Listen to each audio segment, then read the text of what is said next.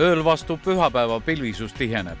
Puhub loode ja läänetuul 4-10, puhanguti kuni 15 meetrit sekundis. Pärast keskööd tugevneb edela ja läänetuul 6-12, puhanguti kuni 18 meetrit sekundis. Vastu hommikut hakkab mitmel pool lund ja lörtsi sadama ning sadu läheb kiiresti üle vihmaks. On jäite oht.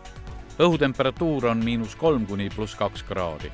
Pühapäeva päeval on pilves selgimistega ilm. Mitmel pool sajab vihma, sekka võib tulla ka lörtsi. Puhub edela ja läänetuul 5-12, rannikul puhanguti 15-17 meetrit sekundis. Õhtuks tuul nõrgeneb. Sooja on 3-6 kraadi. Rotiaasta esimene nädal algab pilviselt ja sajuga. Ööl vastu esmaspäeva on pilves ilm.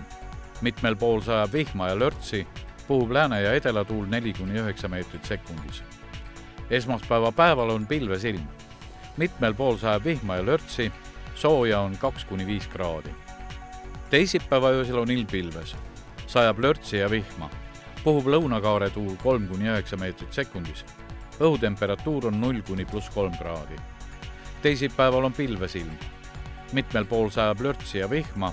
Puhub lõuna- ja kagutuul 4-10 meetrit sekundis. Sooja on 1-4 kraadi.